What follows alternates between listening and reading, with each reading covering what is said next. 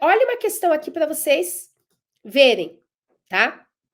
Primeiro ponto é isso aqui. A gente tem esse entendimento do STJ, tá? Que é um entendimento já afirmado, inclusive em repetitivo de controvérsia, tema 250. O que significa isso? Significa que o STJ decidiu e pacificou que essa lista é taxativa. O que significa isso, que essa lista é taxativa? Que não dá para ficar pegando outras doenças que não estejam ali. Então, até a menção que eu dei aqui, não dá para eu falar assim, se tem aqui, e a pessoa com diabetes, porque é algo que também é extremamente grave para a pessoa e etc. Então, por analogia, também ela teria que ter esse direito. O STJ falou não, tá? Então, o STJ disse, essa lista é taxativa, ou seja, a isenção só vale para situações descritas na lei, tá? Só que aí tem um outro detalhe, mas espera aí. Como é que eu vou interpretar essas situações descritas da lei? Porque, por exemplo, o caso aqui envolvido, que foi esse que a gente trouxe como ponto de análise, né? Ele é a repetição de indébito que uma servidora pública aposentada ajuizou para repetir os últimos 5 anos por ser portadora do mal de Alzheimer.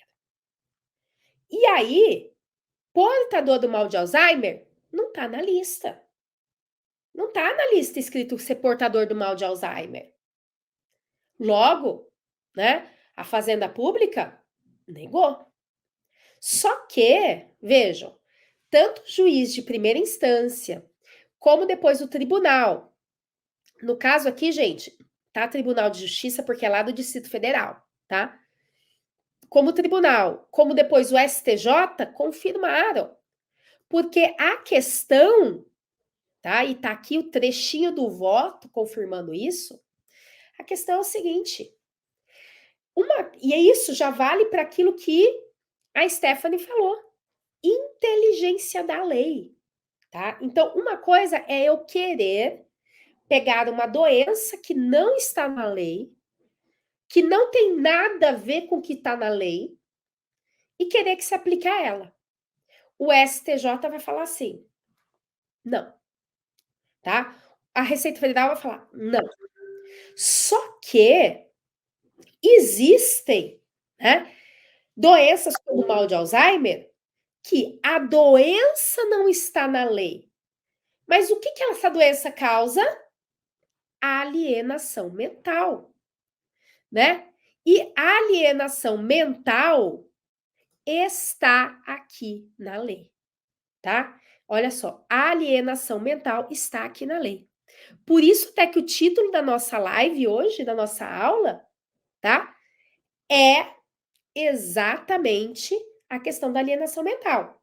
Olha a Ana Lucia aqui. E a cegueira decorrente de diabetes? Sim, Ana Lucia, dá direito. Por quê? Porque o que está previsto não é diabetes. Diabetes não tem aqui. Mas aqui tem cegueira, tá? E não importa, como está respondendo aqui também a Heloísa, da origem. Se nasceu assim, se foi um acidente, se foi uma doença, o que importa é que a pessoa tem cegueira. Ainda que seja em um só dos olhos, porque aqui não tem uma limitação, tá? Do mesmo jeito, alienação mental. E é por isso que eu trouxe esse tema aqui. Não só pelo Alzheimer, né? Mas pela questão da alienação mental, que é muito abrangente. Não é a primeira vez que o STJ reconhece isso, tá? Por quê? Porque várias coisas causam alienação mental. Então, o mal de Alzheimer causa alienação mental, né?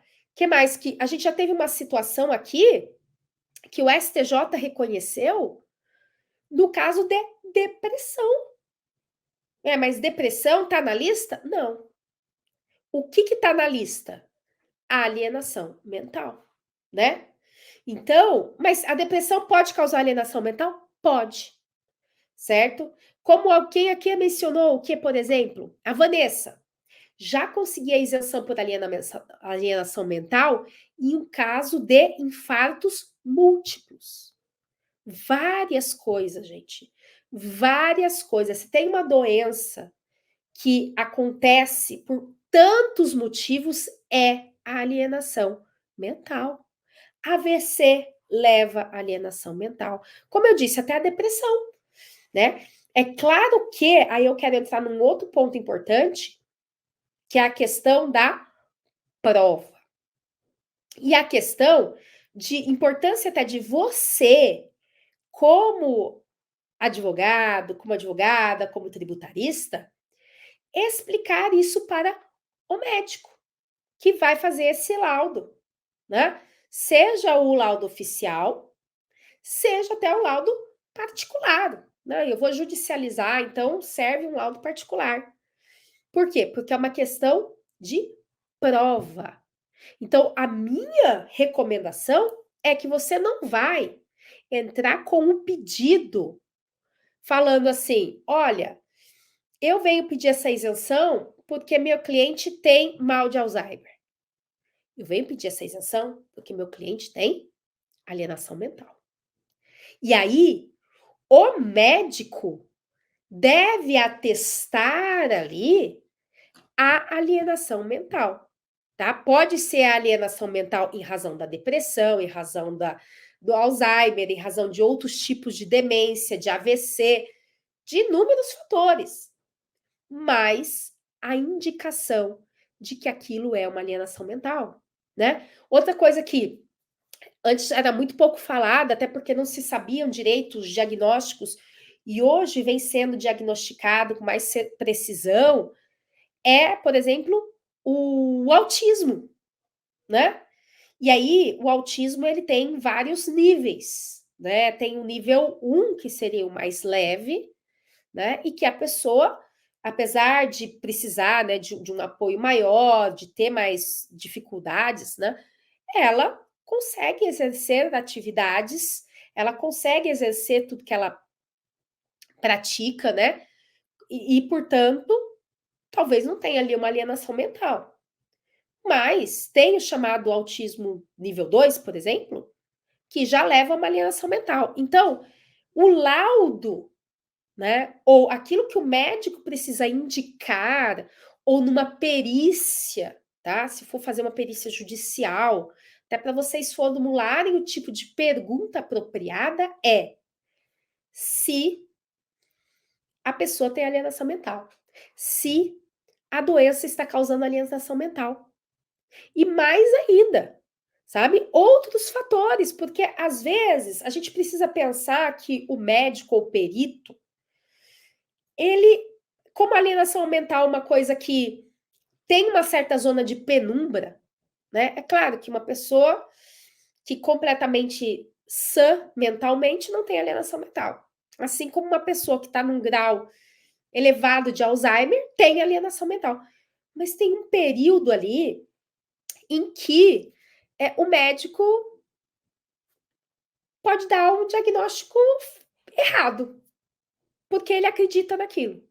Por exemplo, um caso concreto em que o médico deu um diagnóstico de demência leve. Se ele deu um diagnóstico de demência leve, e aí? Tem alienação mental ou não tem alienação mental? Né? Aí, conversando com outro médico, né, um psiquiatra, o outro psiquiatra, ele falou assim: não, mas demência leve não tem alienação mental. Aí, fala assim, mas. Aí ele começou a perguntar, né? Falou assim, mas a pessoa, ela leva a vida normal? Ou seja, é uma pessoa que pode sair na rua sozinha, é uma pessoa que movimenta a conta bancária sozinha, leva uma vida normal, sozinha, independente? Não. Ele falou, então isso não é demência leve.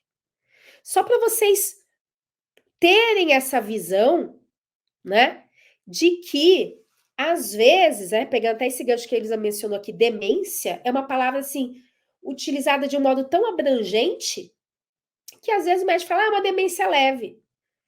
Só que aí vem outras perguntas, que pode ser colocada inclusive nesse quesito.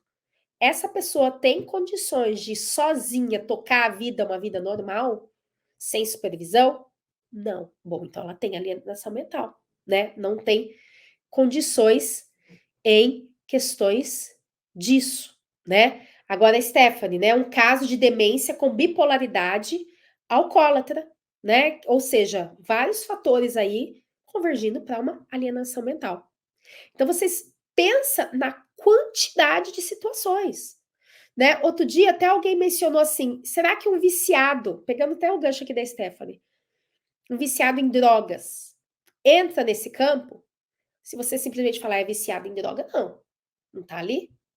Mas a que ponto chegou já o estrago, chega a situação desse vício, às vezes até decorrente de outras questões, como a bipolaridade, e que não leva a uma alienação mental.